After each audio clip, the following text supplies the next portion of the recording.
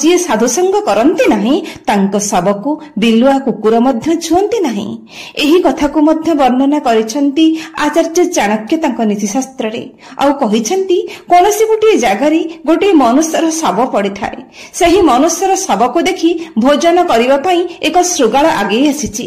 ସେତିକିବେଳେ ଆଉ ଗୋଟିଏ ବୃଦ୍ଧ ଶୃଗାଳ ତାକୁ ବାରଣ କରୁଛି ଆଉ କହୁଛି, ହେ ଶୃଗାଳ, ଦେଖ ଏହି ଲୋକଟି ମହାପାପୀ। ଏହାର ହାତ କାହାକୁ କେବେ ଦାନ କରିନାହିଁ। ଏ ପାପୀ ନିଜ କର୍ଣ୍ଣପୁଟରେ କେବେ ଶାସ୍ତ୍ର କଥା ଶୁଣି ନାହିଁ। ସେ ତା ନେତ୍ରରେ ସାଧୁମାନଙ୍କର ଦର୍ଶନ କରିନାହିଁ, କେବେ ସାଧୁମାନଙ୍କର ସଙ୍ଗତ ମଧ୍ୟ ଲାଭ କରିନାହିଁ।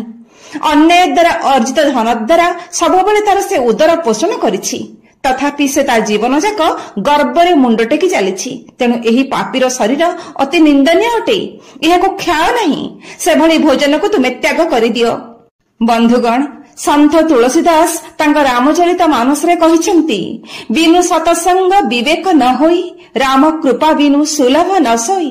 ଅର୍ଥାତ ସାଧୁସଙ୍ଗ ନ କରି କେହି କେବେ ପରମ ପୁରୁଷ ଭଗବାନଙ୍କର କୃପା ସହଜରେ ପାଇପାରିବେ ନାହିଁ କି ତାଙ୍କର ବିବେକ ମଧ୍ୟ ଜାଗ୍ରତ ହେବ ନାହିଁ।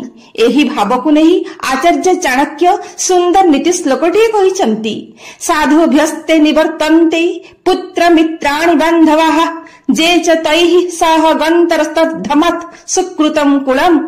ଅର୍ଥାତ ତୁମର ପୁତ୍ର, ପୁତ୍ରୀ, ସଖା, ମିତ୍ର ଓ ବନ୍ଧୁ ବାନ୍ଧବ ମାନେ କେହି ବି ଯଦି ସାଧୁ ସଙ୍ଗ କରନ୍ତି ନାହିଁ କିମ୍ବା ସାଧୁ ସଜ୍ଜନଙ୍କର ଉପଦେଶ ଶୁଣନ୍ତି ନାହିଁ, ତେବେ ସେଥିରେ ତୁମର କିଛି ଯାଏ ଆସେ ନାହିଁ। ତୁମେ ଯଦି ନିଜେ ସାଧୁସଙ୍ଗ କରୁଥାଅ ଏବଂ ସାଧୁ ସନ୍ଥଙ୍କର ସଂସ୍ପର୍ଶରେ ଆସୁଥାଅ, ତେବେ କେବଳ ତୁମରି ଦ୍ୱାରା ହିଁ ତୁମର କୁଳ ଉଜ୍ଜଳ ହୋଇଥାଏ ଏବଂ ତୁମର ବଂଶ ନିଶ୍ଚିତ ଭାବରେ ଉନ୍ନତି ପଥରେ ଅଗ୍ରଗତି ହୋଇଥାଏ।